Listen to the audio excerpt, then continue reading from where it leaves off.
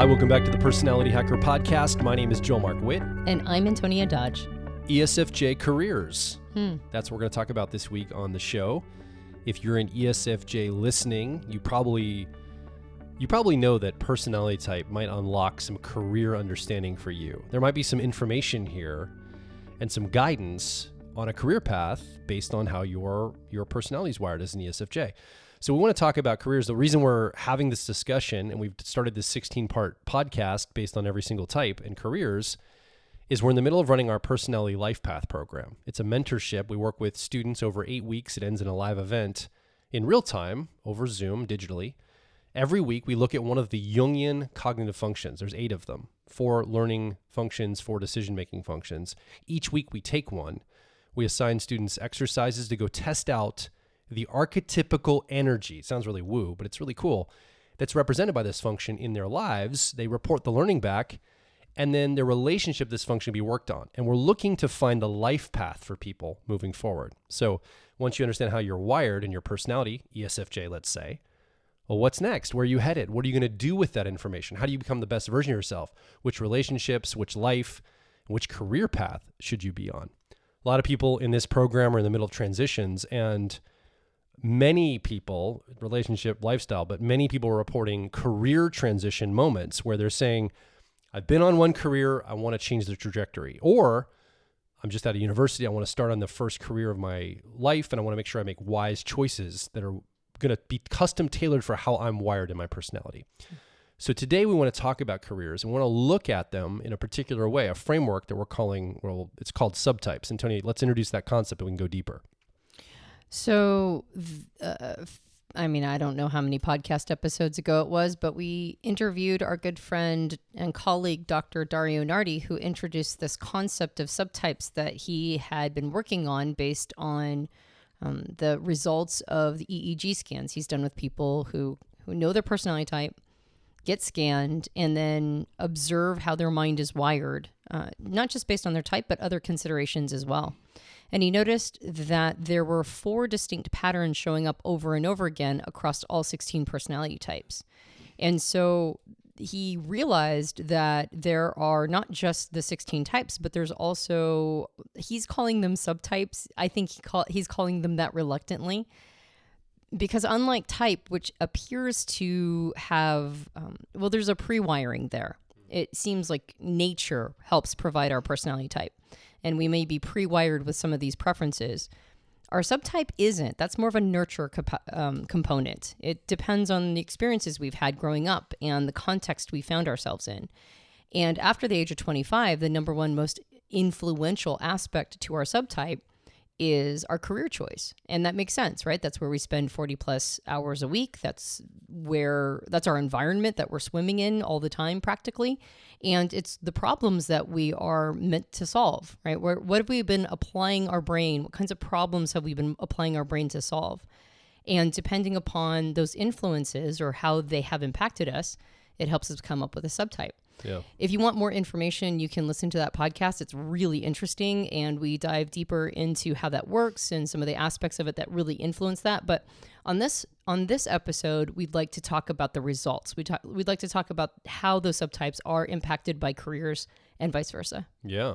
We'll get into some of the more details of that in a moment. We're going to make it both accessible to you if you're new to type as an ESFJ listening, or if you've been around the type world and you understand cognitive functions, some of the deeper things, we'll talk about some of that too, give an access point to go deeper as well. So we'll be doing double duty. I did some research though, Antonia, before we get started, my internet-based research. Are you ready? This is the top 10 list, according to the internet, for ESFJ careers. So if you go do a general search on Google or kind of just do a searching, you're going to find a lot of these careers recommended for your personality type as an ESFJ. Now, maybe you don't resonate with some of these. We'll talk about why that might be the case in a moment here. But here's the top 10 list, according to the internet, for ESFJ careers. Number 1, social worker. 2, human resources specialist. 3, elementary or middle school teacher. 4, nurse. 5, event planner. 6, occupational therapist. 7, sales representative. 8, customer service rep. 9, dental hygienist. That's very specific. And 10, real estate broker or agent. Mm-hmm. Those sound in alignment with a lot of ESFJs I've known. Some of them sound a little stereotypical, like, oh, you're an ESFJ, so you're going to do these 10 careers. And some are interesting. Some I think are, ones that I think an ESFJ might find themselves in. But there's a bunch of others that aren't on that list, right?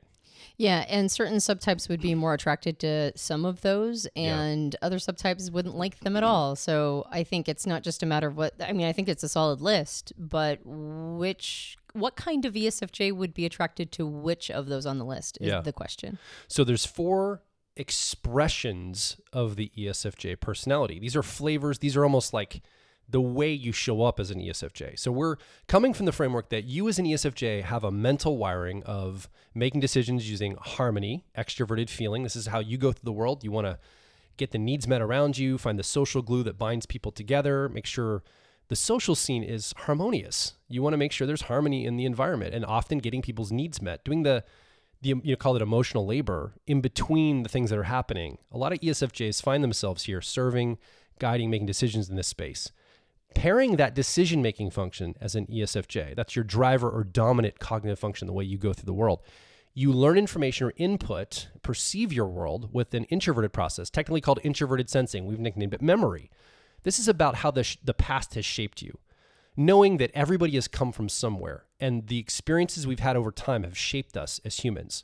And so an ESFJ going through the world, understanding how to get needs met, seeing the harmony they want to create with relationships, and then understanding past precedent, where we've come from, what has shaped us as humans. This gives them a superpower to be able to move through the world, helping people, serving, showing up in leadership, getting things moving forward in a lot of ways. ESFJs are incredible at many different talents. I think they have a lot of flexibility in their career path. There's 4 subtypes now, expressions of that ESFJ personality, though. We call it the dominant, creative, normalizing, and harmonizing ESFJ subtypes. Let's talk about each one of these, both in the broad brush, kind of what it looks like, what careers they might choose if you're identifying with one of these. And we'll just make a quick mention also in some technical things. We talk about those cognitive functions for the type geeks listening as well. So the other thing is this also is associated with Dr. Helen Fisher's work with neurotransmitters and some of the hormones. So we'll be kind of using those interchangeably a little bit, but basically we'll talk about neurotransmitters and how they're associated. There's chemicals in your brain that each of these subtypes are also associated with. We'll dip into that just a little bit. Right.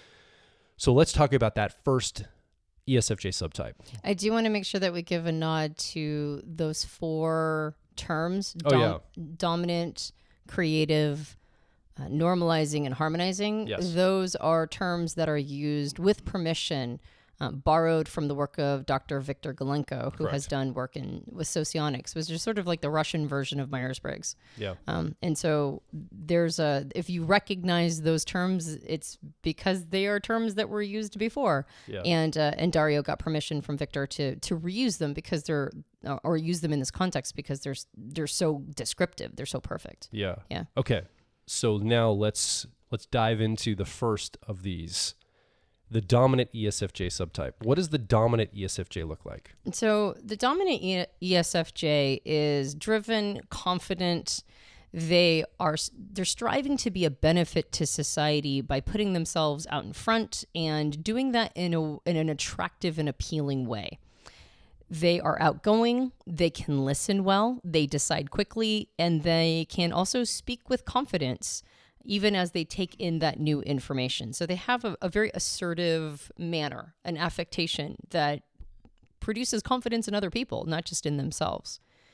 They have strong managerial skills. They're good at balancing their values and preferences with while simultaneously responding to the environment. So what does the moment need from me? And how do I make sure that I balance that with the things that are important to me and that I like personally?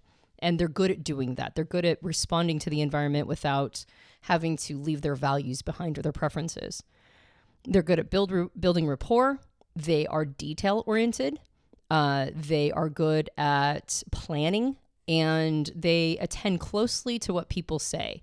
So it's a matter of receiving information from others, usually scanning for the needs of the situation, and then creating plans to make sure that happens, and then organizing people together, sort of herding cats to mobilize everybody in that direction to get those needs met.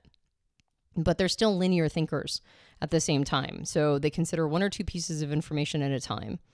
They're not bad with dealing with metaphors, jokes, abstract concepts. They have that relationship to their intuition that allows them to access those pieces, even though they're still, as mentioned, more linear in their thought progression. But playful. Exactly. There's a playfulness there, and there's an ability to sort of get concepts that don't have to necessarily be so concrete and rigid. They also have a very strong halo pattern. So if you've heard us talk about the halo pattern in other podcasts, this is it's almost like a ring around the outside of the brain that signals a person is aware of and practiced with the expectations of society. Yeah. So they know how to play well with others, basically. They know how to merge into society.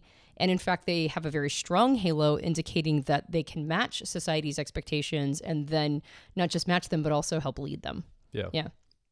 So they're very in touch with health and well-being. They often have technical training. So this is what sets them apart from perhaps other ESFJs, is that they usually are tapped into sort of a technical aspect.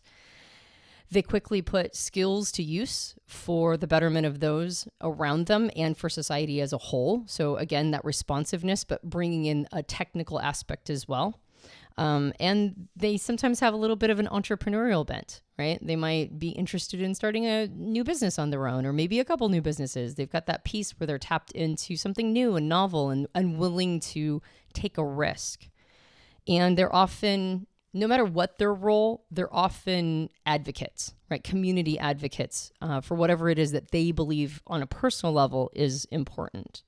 They also have a reflective side, and they usually bring together facts, feedback, memories, information, and bring them all together in those quiet moments to contemplate bigger meanings. Mm-hmm. One of their challenges, though, is that because they have that more in-charge style, sometimes they can come across as somebody who's a little pushy, right? And that's one of the challenges that they experience, is that assertiveness and that capacity to herd cats and mobilize and move things and be very quickly responsive can sometimes feel to other people a little overwhelming. But otherwise, these, especially if they're mature and seasoned versions, these are really good leaders and managers as ESFJs. One of the interesting things about the dominant subtype, in fact, many dominant subtypes, no matter which of the 16 types they are, but the dominant ESFJ is they're comfortable with hierarchy. Now, doesn't mean they love it or they want, hierarchy around them all the time, but this is the ESFJ that is most likely to be okay with the pecking order, the chain of command, if you will.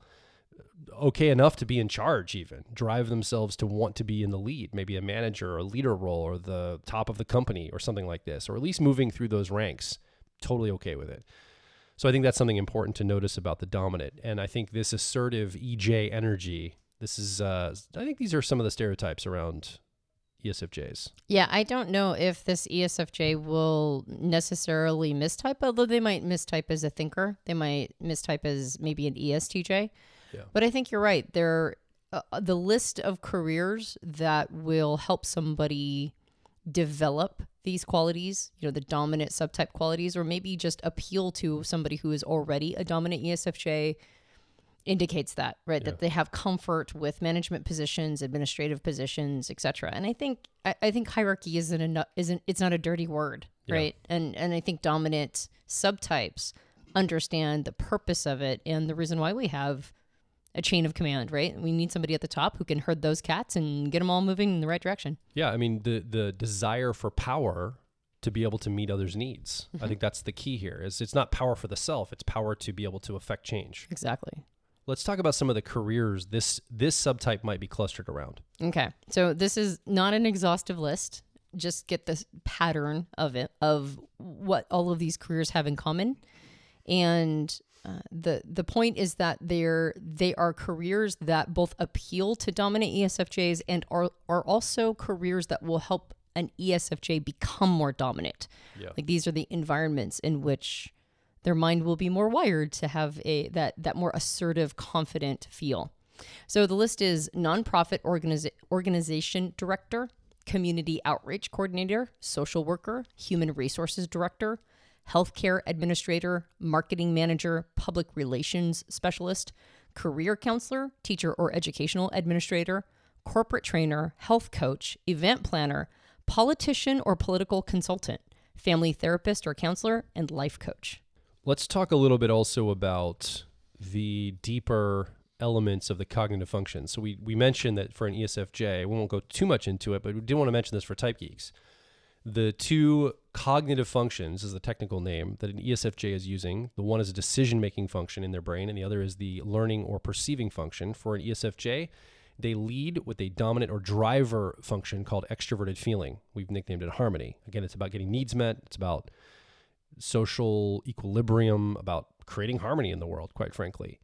And this is what drives the values and the decisions. And then that's paired with that co-pilot auxiliary of introverted sensing, or what we've nicknamed memory, where we've come from the past, tracking changes, all of these things, standardizations. It's how they perceive and learn and take in information. So there's an attunement with these two functions. And the way that they're focused or attuned, not their capacity or their proficiency, but the way that you use these functions indicates your subtype. That's basically how we know what will probably show up on the EEG machines. Let's talk about the attunement. Let's talk about the framework of the attunement, and then let's talk about what it looks like for a dominant. We'll touch on this for each of the subtypes. Okay, so as mentioned, if you listen to the podcast where we talk to Dario Nardi, we go deeper into this. But effectively, the concept is that each of these functions, these mental processes that make up type, have an orientation that is either focused, assertive, a very almost like a narrow but strong energetic stream going out, right? Yeah. A more assertive bent or orientation. And then we can also use each function in a more diffused way. It's not as focused and targeted, but it takes in a bigger territory. Yeah. You see the peripheral a little bit more. And so you see a wider spectrum. So it's not as intense, it's not as assertive, but it's a little broader and sees a little bit more. For people who have a dominant subtype orientation, so in this case, dominant ESFJs, both of their preferred functions, both extroverted feeling or harmony and introverted sensing or memory, are going to be what's called analytic. That's the more targeted, focused, assertive energy orientation. And when both of your functions are analytic or more assertive, it makes sense that the subtype itself would make a person a lot more assertive, more targeted, more focused. Yeah. Meaning you're also, though, not as receptive to things coming in from the side. Right. You're on your path with intentionality, dominant, and you may or may not hear the things that are off to the side around you as much as some of the other subtypes we'll talk about. Yeah, and we talked about with dominant ESFJs that they do listen and they take in information, but they're almost immediately looking for ways to apply the information they heard to respond to the needs of the environment. Well, that means that they're going to collate that information. They're going to consider that information based on experiences that they've already had. And so sometimes taking in information isn't the same necessarily as responding to a bigger picture. It could be a single piece of information and the ESFJ is acting on it quickly. And so in that way, they might not be seeing as big of a picture, taking as much information in order to, to maybe get every need met. Yeah. But that would also take away some of that assertiveness. So it's a cost-benefit analysis, right? In some ways, it's actually good that they're not seeing the whole picture because that takes a little too much time for somebody who's in a position of leadership or management. And as we mentioned, they can a lot of times consider some of those bigger implications when they're alone and quiet. So each of these subtypes is also associated with a chemical, a preferred chemical, neurotransmitter or hormone. The neurotransmitter for the dominant subtype, the chemical of choice is testosterone, which would also make sense. More of that assertive energy, testosterone lends to that.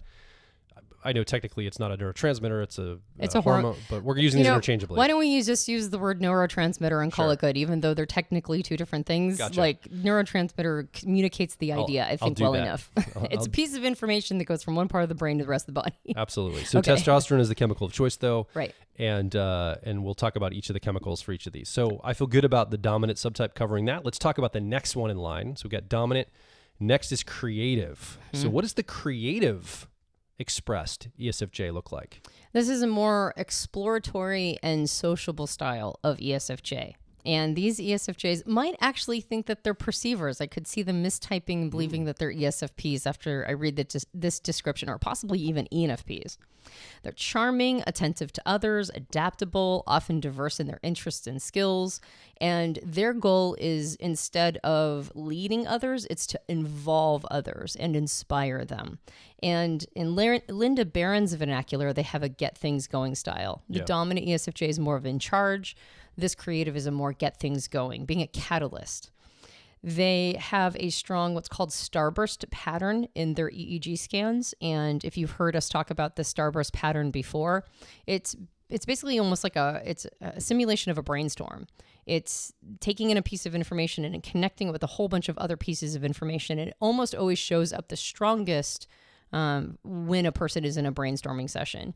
And dominant ESFJs, it's not noteworthy that they have this, but creative ESFJs, it is. They have a very strong starburst pattern. And that means that they can take in a whole bunch of stuff, or they take in one thing and then see a bunch of different connections around it. And they're not necessarily as put off by new ideas. They are more responsive and adaptive to new concepts.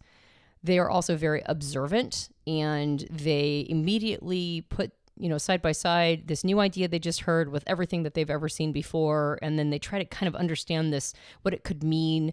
They're a lot more open to the idea of brainstorms and what I think a person could call sort of unstructured creativity. They're also distractible, and that's the cost-benefit analysis, right? They're more open, they are more creative, and they're also way more distractible. Squirrel. Exactly. Like new shiny objects come in, and then their attention's drawn over there. You got it. So they fill their days with pleasant, interesting diversions, right? And usually that's a good conversation with an interesting person, but it means that they're not going to be as on top of things as maybe a dominant ESFJ would. They're not as targeted, focused. They're a little bit more open and a little bit more all over the place, which is one of the reasons why they might mistype themselves as ESFPs or ENFPs, since that's the stereotype for those types. Yeah. But they're still pretty good at setting goals, and they're pretty good at following through on plans. And so they may have this distractible quality, but they're judgers all the same. And so if they do have a plan, they can stick to their plan. And they are people who have varied interests. So in their job, in their career path, you might see a whole bunch of different things they've done, or they might be doing a whole bunch of different things in a single job or career. They also really like travel. They like exploring cultural and historical sites. They really enjoy people coming along with them on the ride and sharing all these experiences together. They like being in the limelight, so they enjoy performing on stage. And they tend to be just sort of this flurry of energetic activity. They're very interesting to other people as a general rule. But they can also be a little careless, right? That's the distractibility thing. They might not be as on top of things, and they might be a little careless in some of their behaviors. And the biggest downside is that they can create a flurry of surprise drama around them. Not even sure how they got into this drama. I imagine this subtype is the ESFJ that has a lot of relationship cul-de-sacs, I'll call it. Like relationships that were kind of building towards something, but then something else came along. And so it's not a severing of a relationship.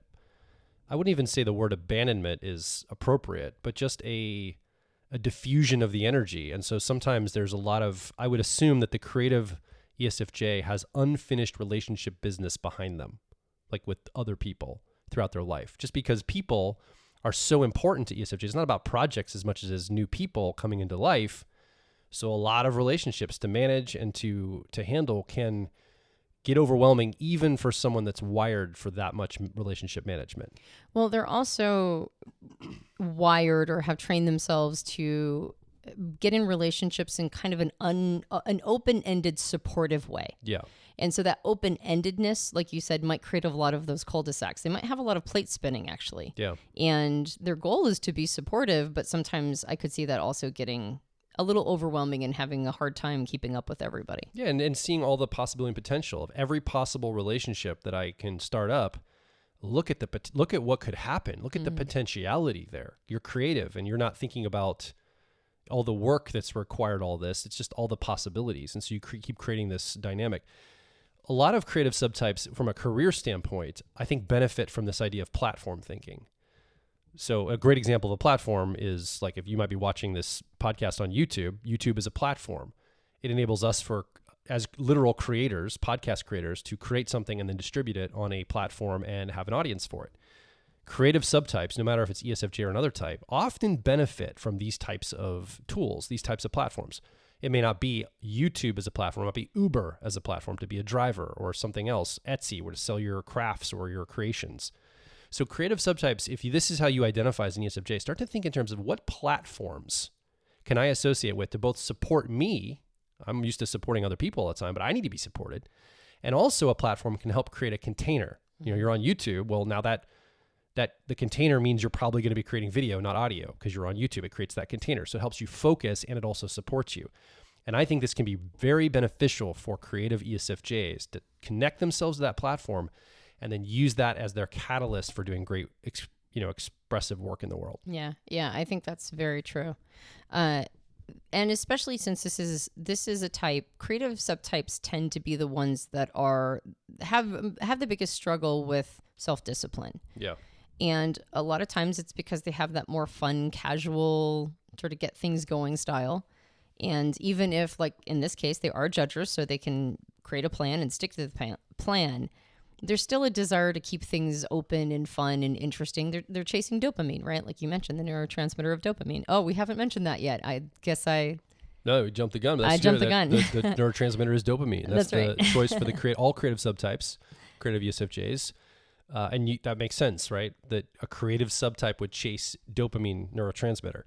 Exactly. And they tend to seek other people that seek the same. Exactly. And so because of that, things like platforms and support structures from others and maybe people who are a little bit will help them find the more grounded half of themselves might be really good for people of this style. Now, speaking of groundedness, there is one note about, and this might be why this subtype has a tendency to mistype, possibly as ESFPs, is that they have very strong body-based awareness.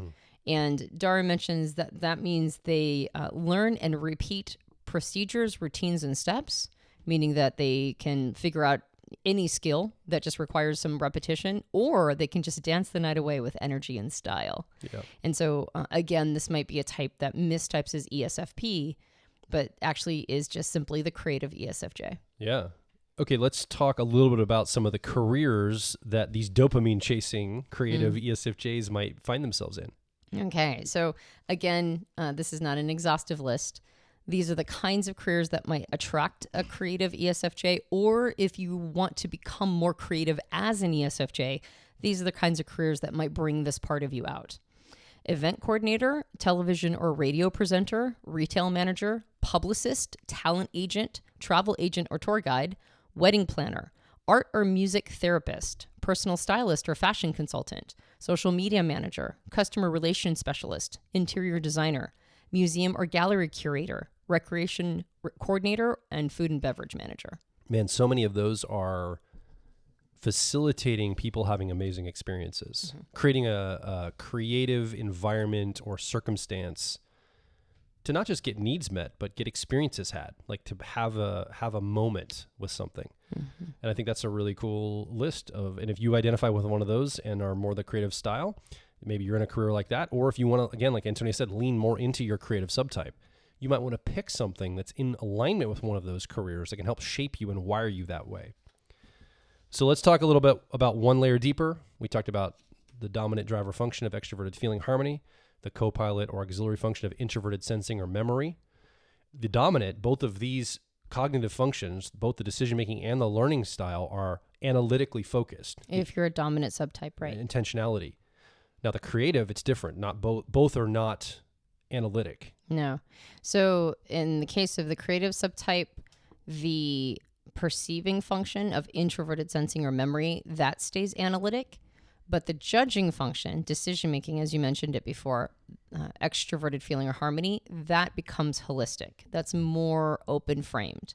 And that makes sense that there would be less certainty around the judgment of how things should happen, right? There'd be a little bit more openness in that for a creative subtype. But there's a lot of analytic energy on the perception, like how I want to perceive the quirkiness, the creativity, the perception. I'm on a hunt for something creative in my life if I'm a creative ESFJ.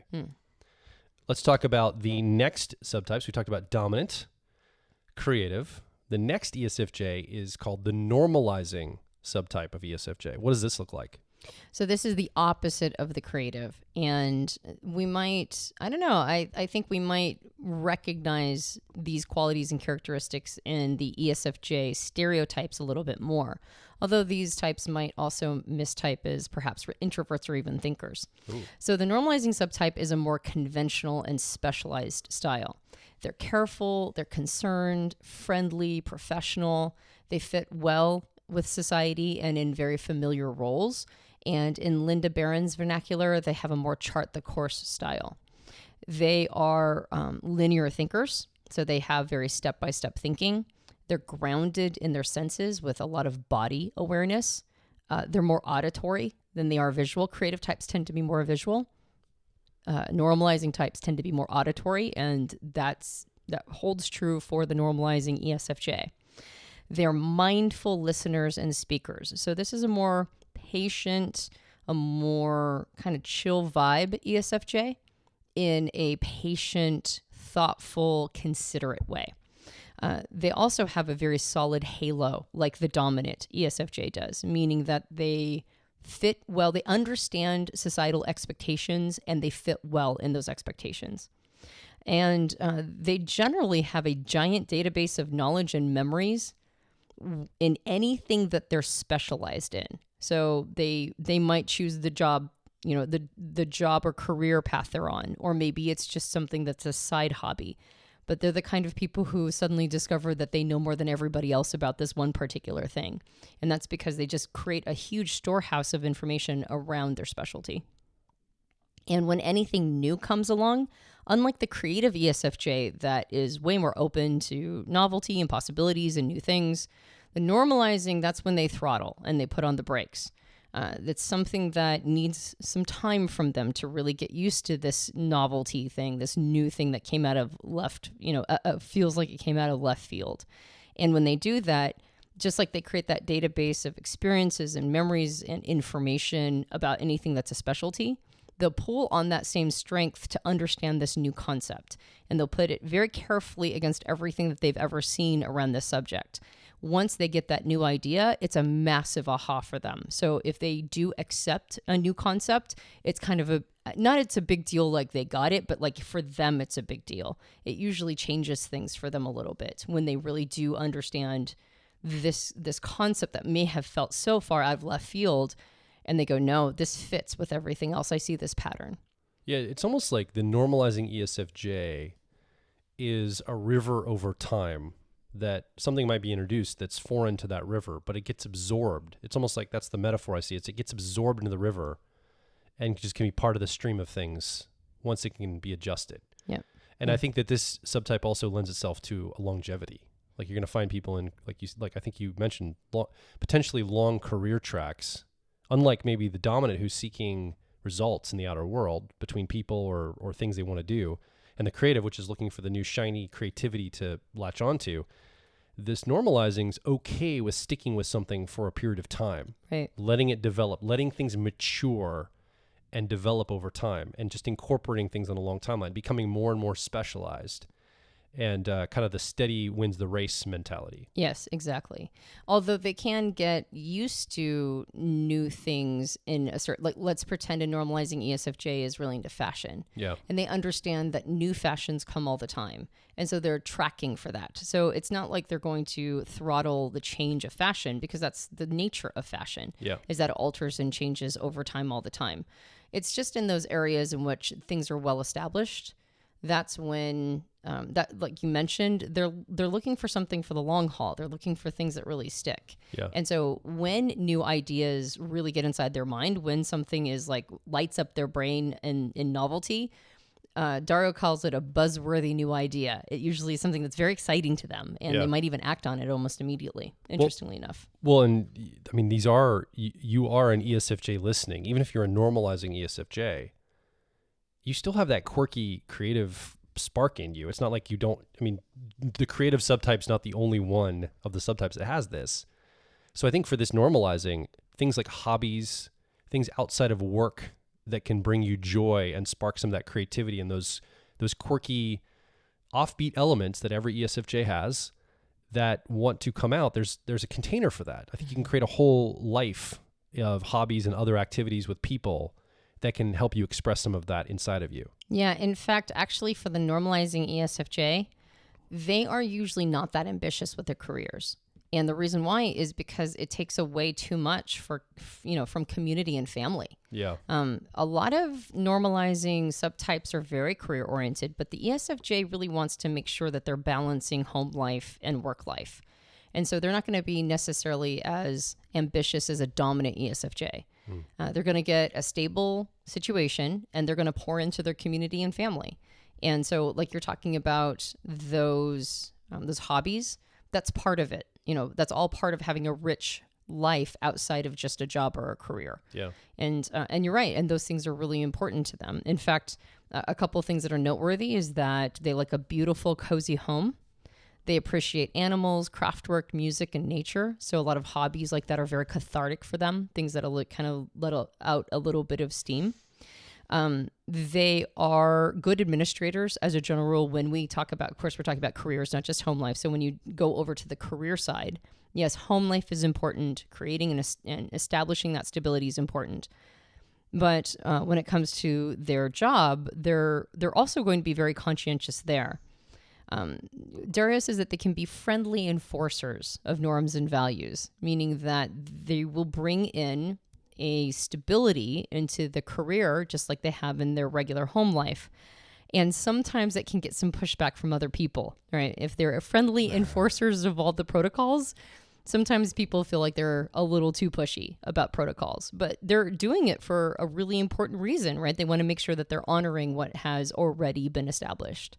And ultimately getting needs met. I mean, ultimately trying to make sure everybody can interface well with harmony. Exactly. They're there to help stabilize environments, and they prefer smaller environments. I mean, sometimes they're in large companies, but large companies can sometimes get too large, right? Usually they want something a little bit more manageable, a little smaller community, something where they can observe themselves having a positive, stabilizing, contribution. Yeah. Although there was one note that I thought was interesting is that they're personable and bring daily cheer with an occasional side helping of dark humor. So this is where that quirkiness probably comes out. Yeah. And every once in a while, they also, just like the creative ESFJ, is like, how did I create this drama? A normalizing ESFJ will sometimes create drama as well, but as opposed to being confused by it, they're doing it to let off a little steam. Oh. Yeah. Okay. A strategy. Yeah, it's like a little dramatic outburst or a little rebellion that surprises everybody around them, and that's just to let off some steam. Yeah. Let's talk a little bit about some of the jobs they might cluster around. Yeah. And I'm guessing these are going to be more, the creative was more maybe solopreneur or like on your own kind of creative support. This is probably going to be a lot of like connect to a company or an organization type careers. Well, and I think they're going to be supportive careers too. Yeah. Yeah, as opposed to more in the lead like the dominant or more of the creative artistic expression with the creative. This is going to be more support oriented. So the list is, again, not comprehensive, but academic counselor, customer service specialist, dental hygienist. Wasn't that on your list? Registered nurse, executive assistant or secretary, occupational therapist, librarian, pharmacy technician, veterinarian or veterinary technician, social services case manager, home health aide, school counselor, medical office manager, nutritionist or dietitian, and childcare provider or early childhood educator. Yeah. I think this subtype of the 4, and we're going to get to harmonizing in a moment, but I think this is going to hold true even when we get to harmonizing.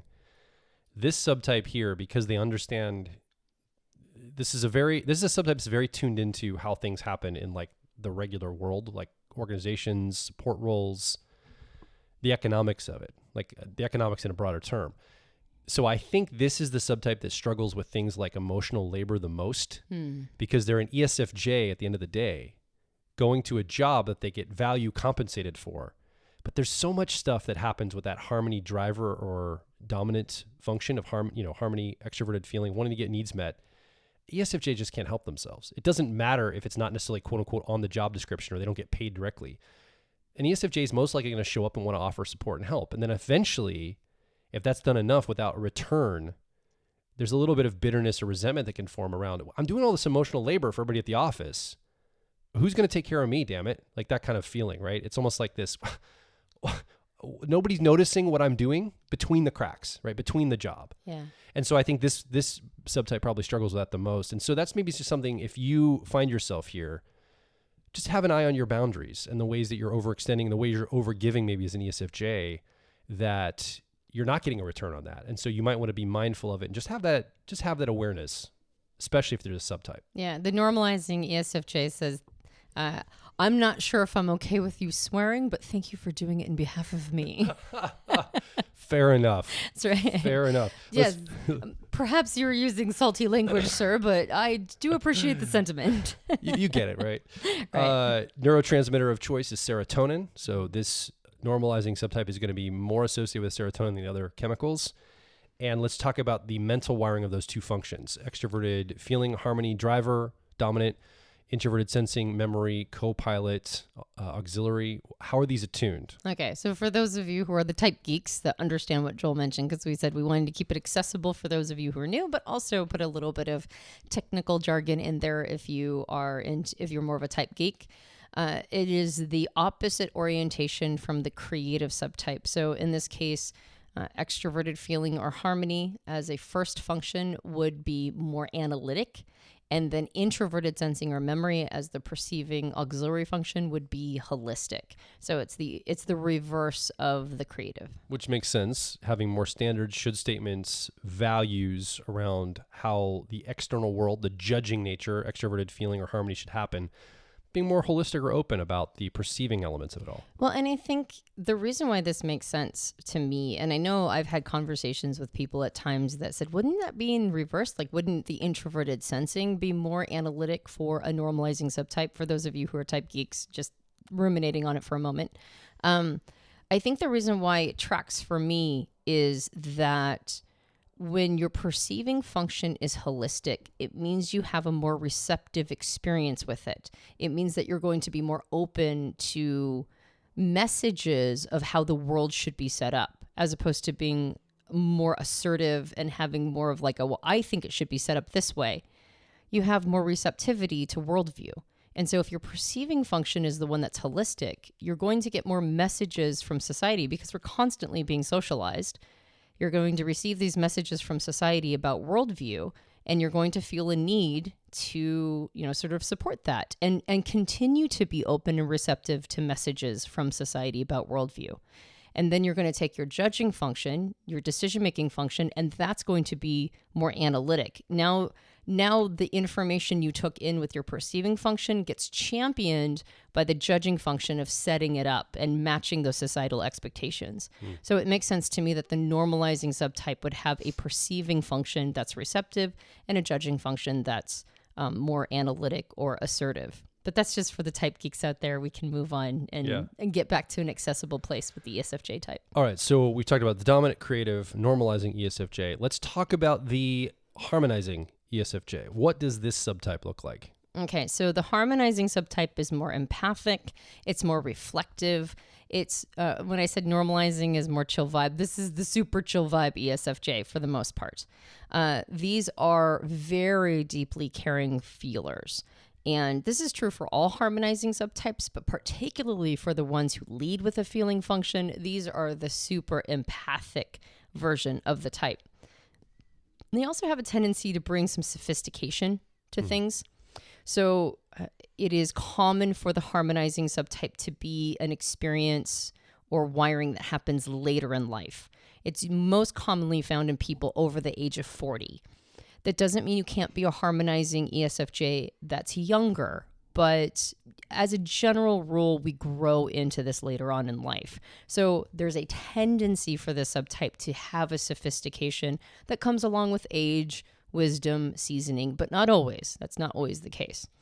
They're more behind the scenes style. So if the dominant, in Linda Barron's vernacular, if the dominant is in charge, the creative is a get things going.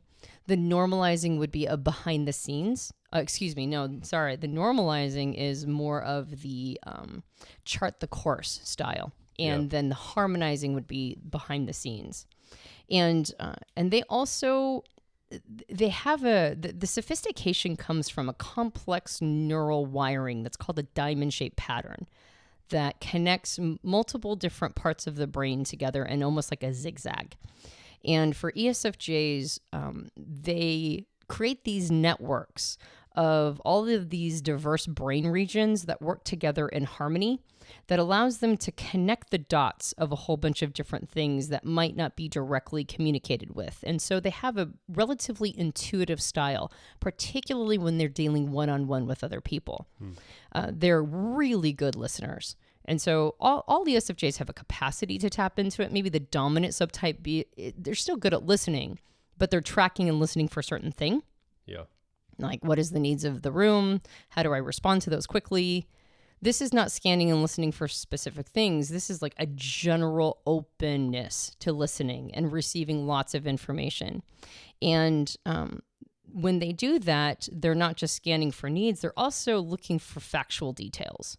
So this is also a connection to a more thinking part of the brain as well. So they're a little connected, a little more in touch with the intuitive and the thinking part of who they are.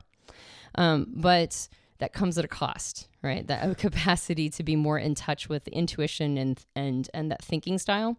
And the cost is that they have the weakest halo of all the ESFJs. In fact, sometimes it's missing. Yeah. And that halo is the expectations of society. So these are the ESFJs that are kind of quirky and weird.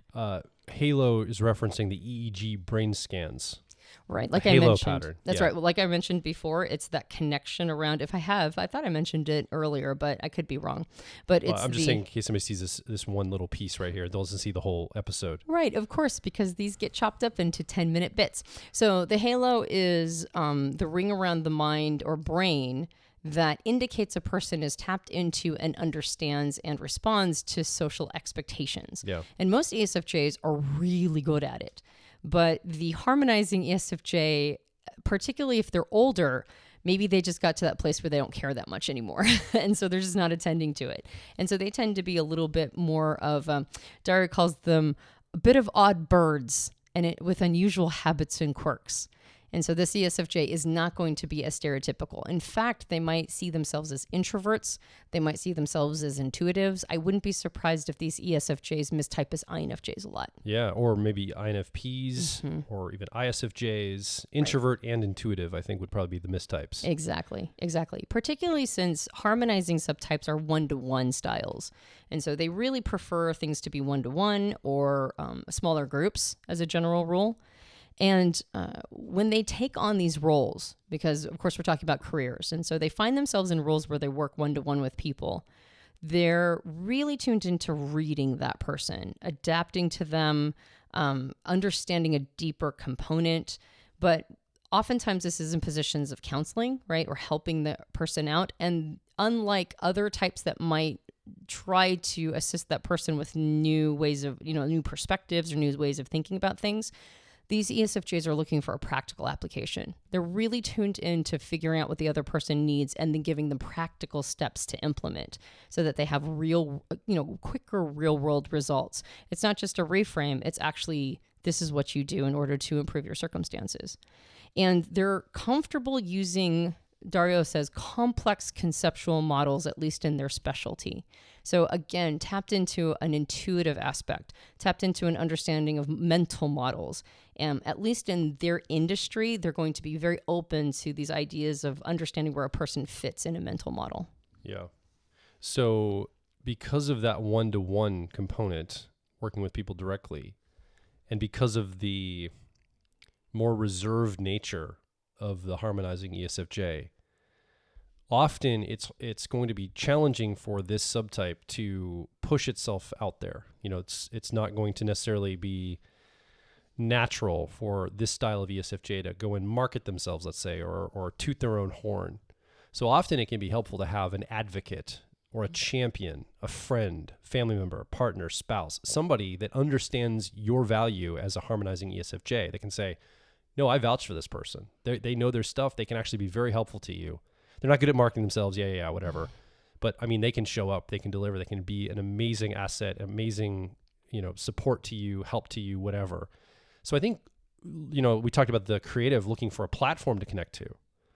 Well, I think that the harmonizing needs a person to connect to or persons to connect to that can help Again, put them on, promote them, put them forward, recommend them.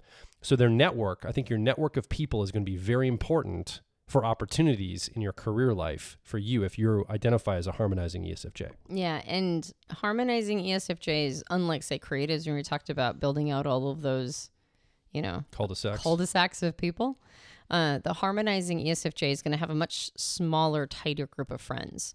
And those relationships are going to be really important to them. They like a more chill vibe. They like a more comfortable environment. They like something that's more even-keeled with enough novelty, because they are tapped into that intuitive aspect. They need enough novelty to keep things interesting.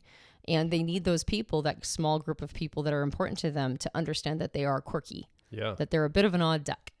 Let's talk about some of the career clusters this subtype might find itself in. You, as an ESFJ, might find yourself in. Right. What are some of the careers? So these will be careers that are interesting and attractive to harmonizing ESFJs, but they're also the kinds of careers that might help an ESFJ tap into harmonizing traits, right? So help them wire themselves more that direction.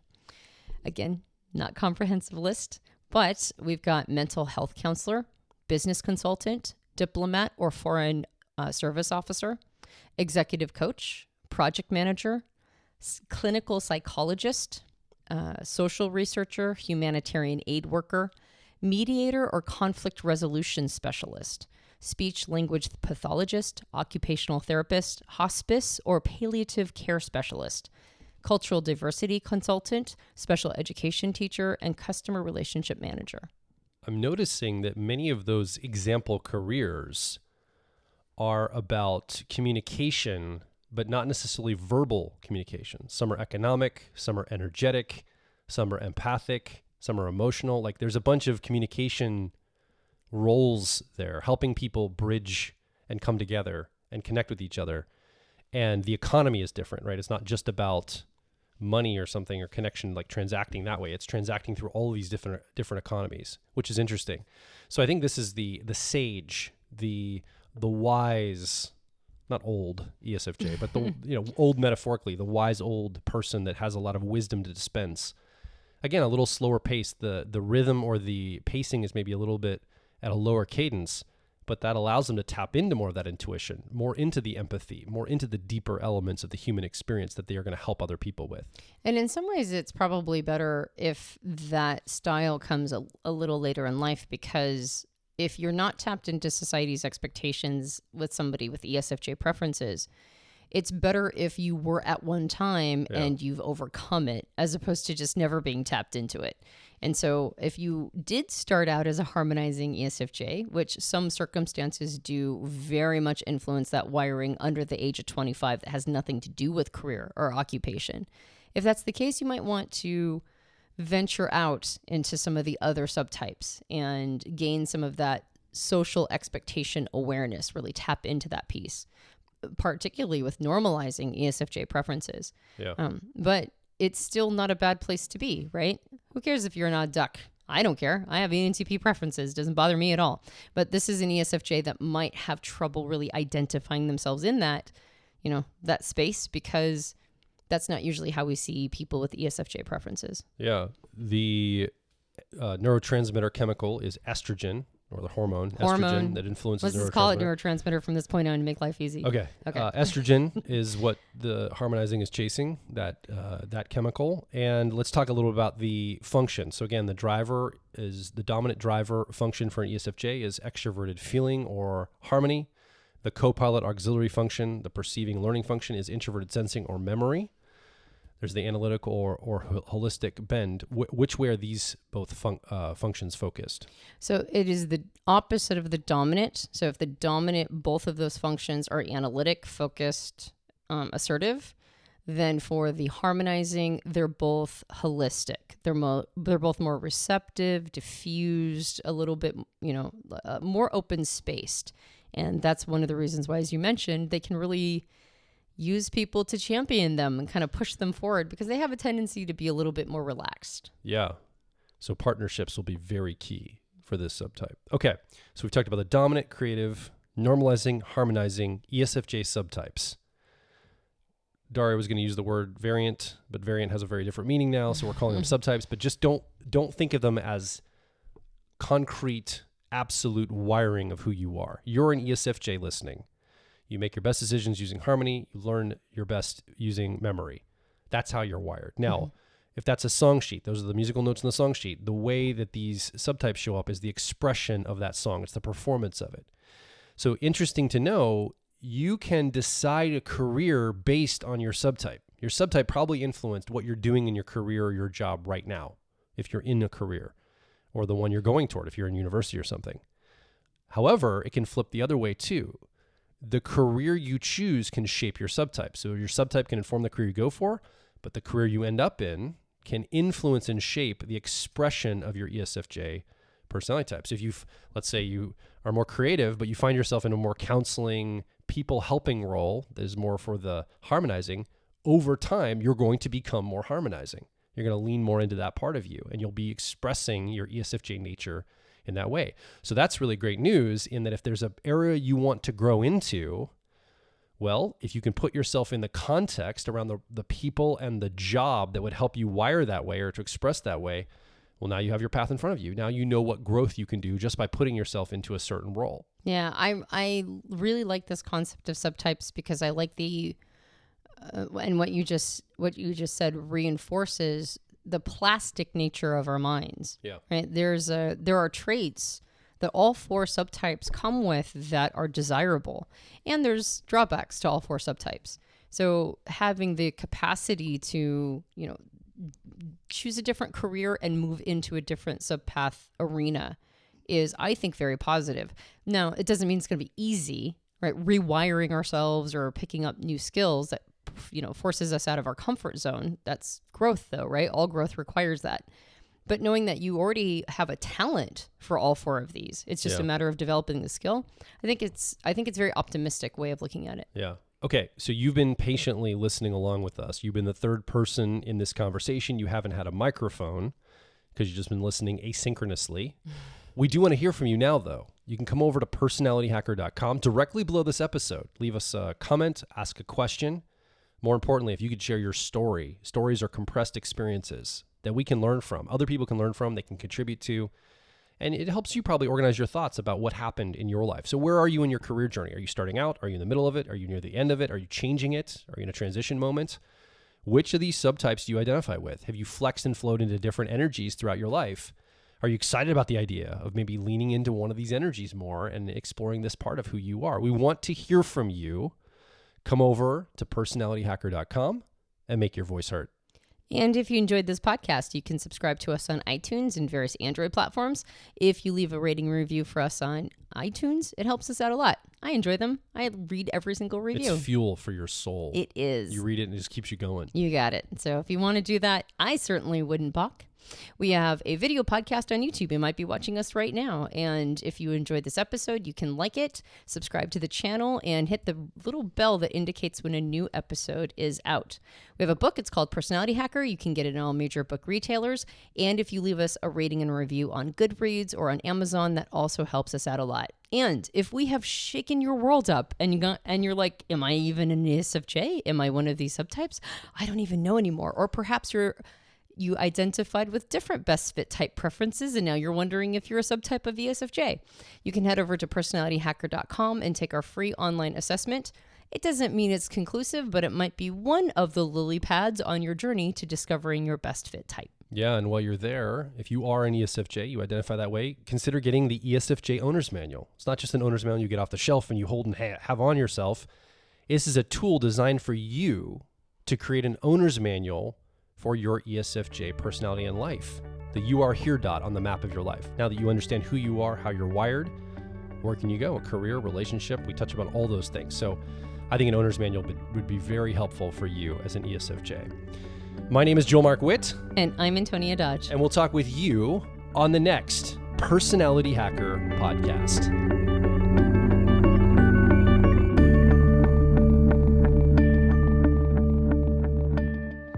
Hey, it's Joel from Personality Hacker. So a big reason people get into personality types is usually to improve their relationships with other people. And you can understand key differences between you and someone else when you understand how type works. So clearly, personality type is applied to relationships. But What about the relationship with yourself? Well, personality type can also help you navigate your career, or maybe an educational path that you need to follow, or other opportunities that present themselves, and it helps you know which are the right choice for you. And ultimately, personality is the key to unlocking identity-level worldview and life purpose. It all starts with getting the owner's manual for your personality type. In this owner's manual, we cover the basics of your personality, and then we dive a layer deeper to connect your personality to your relationships, your career, your worldview, and identity, because we believe it's your life, and it should be designed for your personality. So start your owner's manual journey at personalityhacker.com. When you access your owner's manual, I recommend focusing on the ideal day exercise first, because when you start crafting your ideal day, you're being mindful about the type of lifestyle that you want. So designing a life around how you're naturally wired makes sense, and you can finally stop fighting yourself. So come discover and develop your unique personality at personalityhacker.com.